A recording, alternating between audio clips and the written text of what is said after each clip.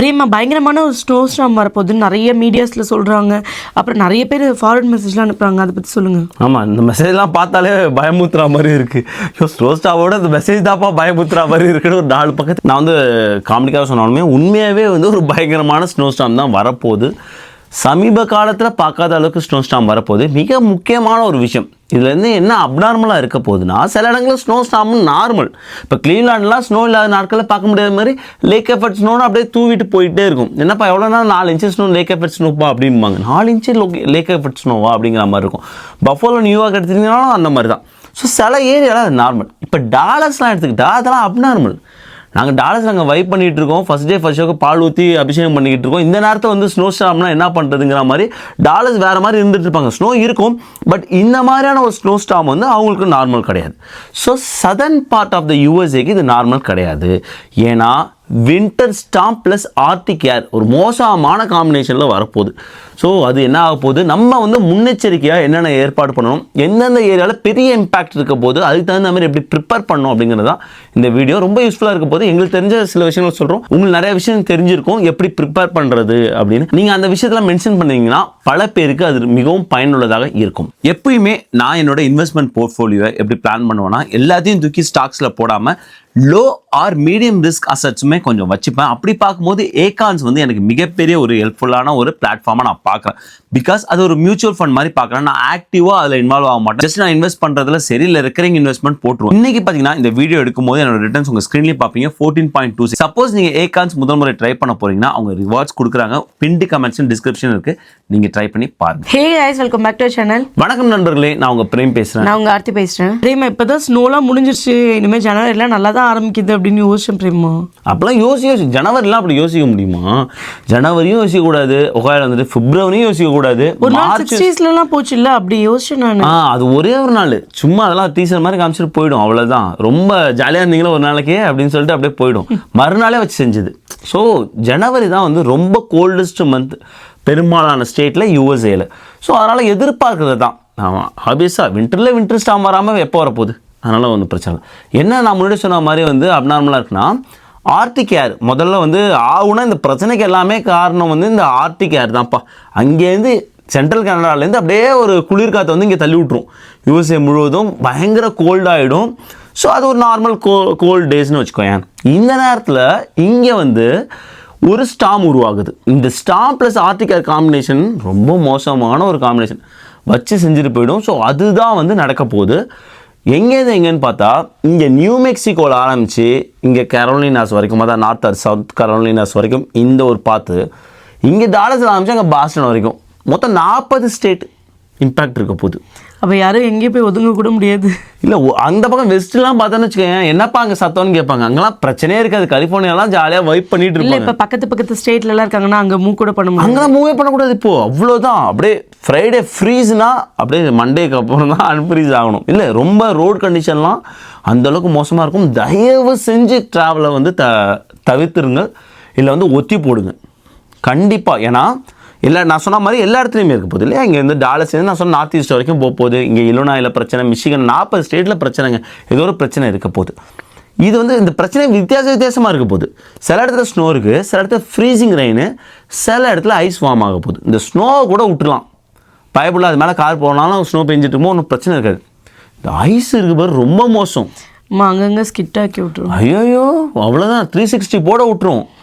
நம்மளாம் யோசிச்சே பார்த்துருக்க மாட்டோம். நம்மள ரேசிங் நிறுத்துறா, பிரேக் பண்ணால் நிற்காது. அது பாட்டே அது போய் பக்கத்துல தான் போய் நிற்கும். ஏன்னா வழிக்கிட்டே அப்படியே போயிடும். அது மாதிரி நிறைய நம்ம இங்கே பார்ப்போம்ல, ஸ்னோலே நார்மல் ஸ்னோக்கே அப்படி தான் இருக்கும். ஆமாம், அது என்ன தான் வின்டர் டயரை போடு, எவ்வளோதான் கேர்ஃபுல்லாக ஓட்டு, அது ஸ்டாப்பில் நிற்கும் போது அது கொஞ்சம் தள்ளி போய் தான் நிற்கும். அது நின்னாதான் உண்டு, அதுவாக நின்னாதான் உண்டு. ஸோ அந்த மாதிரி தான் இருக்கும். தயவு செஞ்சு ஹைவேலாம் எடுத்துடாதீங்க, எந்த பிளானும் வச்சிடாதீங்க. ஏன்னா இது வந்து சில இடங்களில் வந்து மழையை தான் ஸ்டார்ட் பண்ண போகுது. இப்போ ஃப்ரைடேலேருந்து மழை ஸ்டார்ட் பண்ணுதுன்னு வச்சுக்கோங்களேன். சாட்டர்டே தான் சில இடங்களில் ஸ்னோவாக மாறுது. சாட்டர்டே நைட் தான் வச்சு செய்ய போகிறோம் பெரும்பாலான ஸ்டேட்டில். இட் டிபெண்ட், சில ஸ்டேட்டில் முன்னாடியே இருக்கலாம் பின்னாடியே இருக்கலாம். அப்படி சண்டே முழுவதும் ஸ்னோ இருக்க போகுது. இங்கே நான் ஒஹாயோலாம் சொல்கிறேன், இங்கே பென்சில்வேனியா, நியூஜெர்சி இந்த மாதிரி இடங்கள்லாம் வந்து சண்டே வந்து நிறைய இடங்களில் கடலாம் மூடிடுறாங்க. ஆஃபீஸாக யாருமே ட்ராவல் பண்ண மாட்டாங்க, யாருமே வெளில வர முடியாது. அந்த அளவுக்கு ஒரு ஸ்னோ ஸ்டார்ம் வரப்போகுது. நான் ஏன் முன்னாடியே போனேன்னா, நான் நினச்சேன் சம்டைம்ஸ் வந்து டுவோர்ட்ஸ் வரும்போது அவ்வளோ பெரிய மழை இல்லை, கரையை கடந்துச்சு. நம்ம ஊர்லாம் இருக்கும்ல, பெரிய புயல் கரையை கடக்க போது நம்ம 4 நாள் லீவ் இருக்கும், 5 நாள் லீவ் இருக்கும்னு உட்காந்துருப்போம், புஷ்ஷுன்னு போயிடும். அது பாட்டு ஆந்திரா பக்கம் போயிடுச்சுன்பாங்க. ஸோ அந்த மாதிரி ஏதாவது மாறுமான்னு பார்த்தா மாறவே இல்லை. ஃபோர்காஸ்ட் வந்து பயங்கரமாக இருந்துட்டு இருக்கு. ஸோ இது வரைக்கும் ஸோ கரண்ட் போகிறதுக்கு வாய்ப்பு இருக்குது. கரண்ட்லாம் போயிடுச்சுன்னா இங்கே எதுவுமே பண்ண முடியாது. இப்போ நம்ம ஃப்ரிட்ஜு, கேஸ் எல்லாமே. ஆமாம், நம்ம ஊர்லாம் கரண்ட் போனால் பிரச்சனை கிடையாது, அரிக்கை விளக்க வச்சு உட்காந்துடலாம். ஆனால் இங்கெல்லாம் அப்படி கிடையவே கிடையாது. பிகாஸ் ஆல்ரெடி வந்து ஃப்ரீசிங் டெம்பரேச்சரில் இருக்குது. கரண்ட் போகும்போது நம்ம வாட்டர் பைப்ஸ் ஃப்ரீஸ் ஆகி வெடிக்கிறதுக்கான வாய்ப்பு இருக்குது. பிகாஸ் ஹீட்ரு ஓடாது. உடனே என்ன பண்ணால் வீட்டில் இருக்க அந்த வாட்டர் வால்வை ஷட் பண்ணணும், ஆஃப் பண்ணணும். ரொம்ப ஈஸி, ஒரு வால்வ் தான் மேக்ஸிமம், எல்லாமே அந்த டெக்னாலஜியாக இருக்கும். அது ஆஃப் பண்ணிட்டீங்கனாலே வீட்டில் வந்து அதுக்கப்புறம் தண்ணி வராது, அந்த பிரச்சனை வந்து இருக்காது. அண்ட் எகைன் வந்து நம்ம ஃபுல்லாகவே வாட்டரை ட்ரைன் பண்ணிடணும், திறந்து விட்டு ஃபுல்லாகவே ட்ரைன் பண்ணிடணும். ஒரு வேளை கரண்ட் போயிடுச்சுன்னா இதெல்லாம் வந்து மேக் ஷூர் பண்ண வேண்டிய விஷயம். கண்டிப்பாக ஃப்ளாஷ் லைட் வச்சிங்க, ஏன்னா வந்து கரண்ட் போன பிறகு நமக்கு வந்து லைட் ரொம்ப முக்கியம். ஹீட்டரை பொறுத்த வரைக்கும் போயிடும்.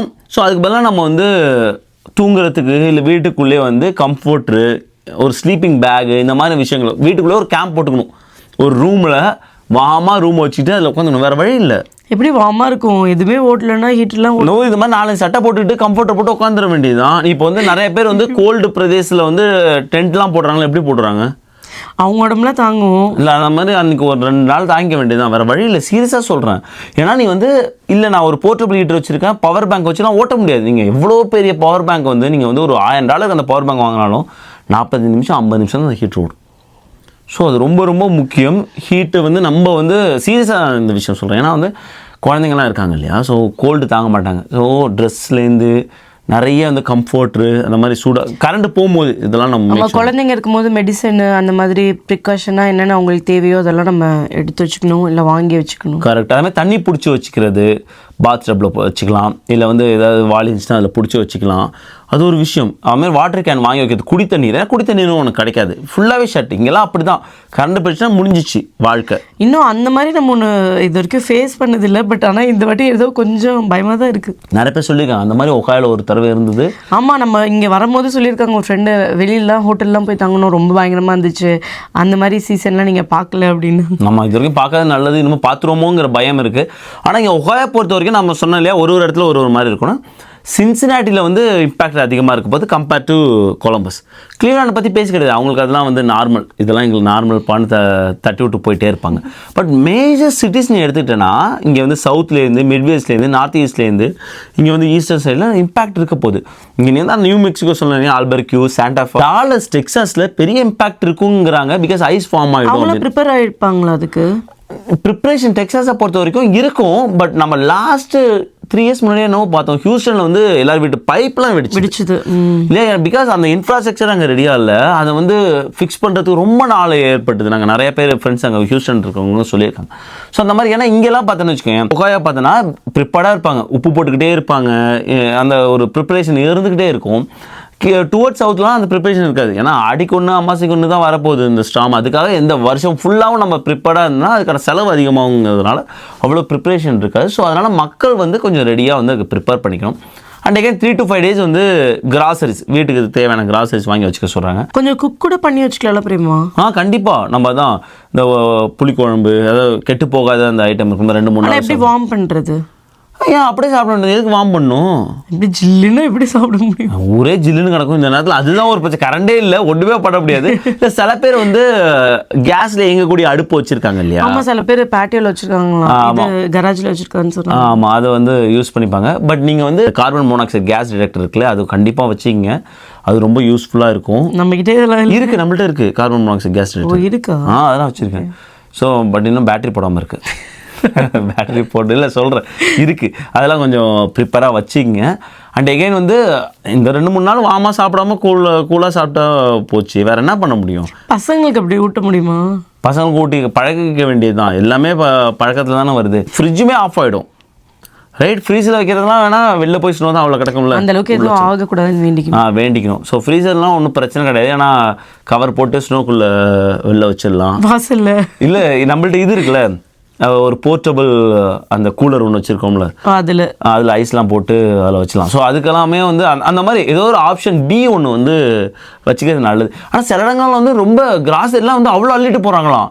இதுக்கப்புறம் வந்து கிராசரி ஸ்டோரே இருக்காதுங்கிற அளவுக்கு. பெட்ரோல் போடுறதுக்காக போகும்போது எவ்வளோ கூட்டம் இல்லை, நார்மலாக அந்த டேஸ்லலாம் அவ்வளோ கூட்டமே இருக்காதுல்ல. ஆமாம், ரொம்ப முக்கியம். கரெக்ட், நல்லா பாயிண்ட் சொன்னேன். கேஸ் வந்து ஃபில் பண்ணி வச்சிங்க, அது ரொம்ப முக்கியம். கேஷ் கொஞ்சம் எடுத்து வச்சிங்க. ஏன்னா நிறைய இடத்துல கிரெடிட் கார்டு ஒர்க் ஆகுது. சப்போஸ் நீங்கள் வந்து பக்கத்தில் நடக்கிற தூரத்தில் ஏதாவது கிராசரி இருக்குது, ஏதாவது வாங்கணும் அப்படின்னா கேஷ் வந்து யூஸ் பண்ணிங்க, அது வந்து எடுத்து வச்சிங்க. அதே போல் வந்து உப்புலாம் வாங்கி வச்சுருப்பாங்க கண்டிப்பாக வந்து தப்பாமல். ஆனால் சில இடங்களில் வந்து வாங்கி வைக்கலன்னா வாங்கி வச்சிங்க.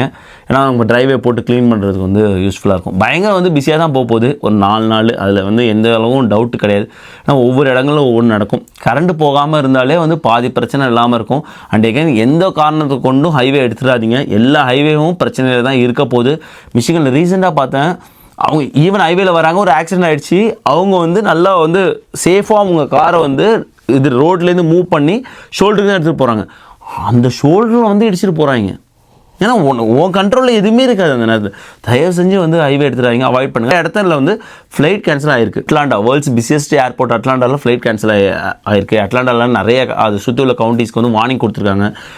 அதான் சொன்ன 40 ஸ்டேட்டுக்கு ஏதோ ஒரு வார்னிங் இருந்துகிட்டு இருக்கு, வின்டர் அட்வைசரி. எல்லாருமே சேஃபாக இருக்கணும். ஆமாம், வாஷிங்டன் டிசி, வெர்ஜீனியா, மக்களே பென்சில்வேனியா, நியூ ஜெர்சியில் எக்கச்சக்க பேர். ட்ராவல் முக்கியமாக பண்ணாதீங்க. ட்ராவல் ரொம்ப பிரச்சனை இந்த மாதிரி டைமில். என்னென்ன முக்கியமான தேவையான விஷயங்கள் இருக்கோ அதெல்லாம் முன்னாடியே வாங்கி வச்சுக்கோங்க, ப்ரீ பிளான் பண்ணி. ஆமாம், வீடு ஜாலியாக உட்காந்து கரண்ட் போலியா நல்லா ஒரு படத்தை பார்த்துட்டு வைப் பண்ணுங்கள். கரண்ட் போகாமல் இருக்கணும். கரண்ட் போகாமல் இருந்தால் அதுவே ஒரு நல்ல ஒரு டேவாக தான் போகும். ஆமாம் ஆமாம், அது முக்கியமாக. ஏன்னா கரண்ட் போகாமல் இருக்குமா, ஏன்னா ஸ்டாம் ஒன்று காற்று அதிகமாக இருக்குது அப்படின்னு சில இடத்துல இருக்கிறாங்க. ஸோ அதனால் முன்னெச்சரிக்கை நடவடிக்கையாக சில இடங்களில் கரண்ட் ஆஃப் ஆகிறதுக்கு வாய்ப்பு இருக்குது. சில இடத்துல மரம் விழுந்து கரண்ட் ஆஃப் பண்ணுறதுக்கு வாய்ப்பு இருக்குது. ஸோ எது எப்படின்னு சொல்ல முடியாது. பட் பி ப்ரிப்பேர்டு, அதுதான் வந்து ரொம்ப முக்கியம். ஏன்னா பகல் நேரம் கூட ஓட்டிடுவோம். இந்த நைட் நேரத்தில் நம்ம எப்படியான ஒரு ப்ரிப்பரேஷன் வச்சுருக்கணும் அப்படிங்கிறது ரொம்ப முக்கியம். சொல்லும்போது பயமா இருக்கா? அவ்வளோ பயமுத்துறதுக்குலாம் இல்லை, எல்லாமே சரியாக போயிடும். எனக்கு ஃபார்வர்ட் மெசேஜ்லாம் பார்த்தும் போதே கொஞ்சம் என்ன, சரி நம்ம இருந்தால் ஒன்றும் பிரச்சனை இல்லை, குழந்தைங்களாம் கையில் வச்சுருக்கும் போது கொஞ்சம் பயமாக தான் இருக்குது. ஆமாம், அதனால் வீட்டை இன்னும் கொஞ்சம் எப்பயுமே இருக்கிற வார்ம் டெம்பரேச்சர் கொஞ்சம் அதிகமாக வச்சுக்கிங்க. சப்போஸ் கரண்ட் போனால் கூட அந்த வார்ம் கொஞ்சம் நேரம் எவ்வளோ நாளைக்கு மெயின்டைன் ஆகும்? கொஞ்ச நேரத்துக்கு மேலே மெயின்டைன் ஆகாது. கரெக்டாக வெளில இவ்வளோ சுனம் கிடக்கும் போது கொஞ்சம் நேரத்துக்குலாம் மெயின்டைன் ஆகாது. ஏன்னா மண்டே தான் வந்து எல்லாமே சரியாகுது. இப்போ டாலஸ்லாம் பார்த்தாலே வந்து உங்களுக்கு சண்டேவும் வந்து டெம்பரேச்சர் டவுனாக தான் இருக்குது.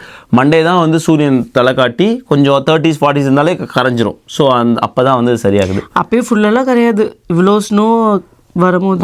இல்லை, அங்கெல்லாம் ஐஸ் அந்த மாதிரி தானே இருக்கும், அங்கெல்லாம் கரைஞ்சிரும். நமக்கெல்லாம் கரையாது, அவ்வளோதான். இதுக்கப்புறம் பிப்ரவரியோ மார்ச்சோ தான் தரையை பார்க்க முடியும். அது வரைக்கும் ஃபுல்லாக வெள்ளைன்னு இருக்கும். அப்படி தான் இருக்க போகுது. கண்டிப்பாக பெரிய லெவல் தான் சொல்லியிருக்காங்க எல்லாமே. இப்போ நீ வந்து மிசோரி எடுத்துகிட்டா சென்ட் லூயிஸில் பிரச்சனை இருக்குது, கேன்சஸ் சிட்டியில் பிரச்சனை இருக்குது, எல்லா ஸ்டேட், இந்தியானா போலீஸ், இலுனாய், சிகாகோ பெரிய லெவலில் காற்றும் இருக்கும். அங்கேயும் வந்து ப்ரிடிக்ட் பண்ணியிருக்காங்க ஸ்னோவும் இருக்கும்னு. அண்டு மிஷிகன், நியூயார்க் எல்லா இடத்துலையுமே தான் இருக்குப்பா. சரி, இங்கே தான் சொன்னேன், கலிஃபோர்னியா, அரிசோனாலாம் வந்து ஜாலியாக உட்காந்துருப்பாங்க. என்னப்பா அங்கே சத்தம் அப்படின்னு அவங்களுக்கு எதுவுமே தெரியாது. அந்த பக்கம் பாருங்க கொஞ்சம் திரும்பி என்னெல்லாம் நடந்துகிட்ருக்கு. ஏன்னா 40 ஸ்டேட்டு 2000 மைல்ஸ் இம்பேக்ட்டுங்கிறாங்க, பல மில்லியன் மக்கள் இம்பேக்ட். ஆனால் அந்த பக்கம் ஒன்றுமே கிடையாது. ஃப்ளாரிடாவும் ஒரு பிரச்சனை கிடையாது. மயாமி பீச்சை ஜாலியாக வந்து என்ஜாய் பண்ணிகிட்டு இருப்பாங்க. ஸோ இந்த மாதிரி ஸ்டேட்லாம் வந்து இப்போதைக்கு பிரச்சனை இல்லை, அவங்களாம் ஜாலியாக இருப்பாங்க. மற்ற ஸ்டேட் எல்லாமே பிரச்சனை இருக்குது. ஸோ ப்ரிப்பேர் பண்ணிங்க மக்களே. அர்கான்சாவில் பிரச்சனை இருக்குது, லிட்டில் ராக்கில், பென்டன், ஃபேட்வெல், பாஸ்டன், எங்கே பார்த்தாலும் பிரச்சனை இருக்குது. So be prepared. எங்களுக்குமே சில டிப்ஸ் கொடுங்க, நீங்கள் கமெண்ட்ஸை சொல்லும்போது அது கொஞ்சம் யூஸ்ஃபுல்லாக இருக்கும். மக்கள் கொஞ்சம் கனெக்டடாக இருக்கும்போது கொஞ்சம் யூஸ்ஃபுல்லாக இருக்கும். ஏன்னா எங்கேயாவது கரண்ட் இல்லைனா இன்னொரு ஃப்ரெண்டு வீட்டில் கூட போய் தங்கிக்கலாம். ஸோ அந்த மாதிரி கனெக்டடாக இருங்க. ஸோ அது ரொம்ப முக்கியமான ஒரு விஷயம் இல்லையா? ஸோ வந்து be safe and warm. I hope உங்களுக்கு இந்த வீடியோ யூஸ்ஃபுல்லாக இருந்துட்டு நினைக்கிறேன். மறக்காம நம்மளோட சேனல் லைக் பண்ணுங்கள், ஷேர் பண்ணுங்கள், சப்ஸ்கிரைப் பண்ணுங்கள். மறக்காமல் அந்த பெல் ஐக்கானையும் தட்டி விட்டு போங்க. தேங்க்ஸ் ஃபார் வாட்சிங் திஸ் வீடியோ ஃப்ரெண்ட்ஸ். நன்றி.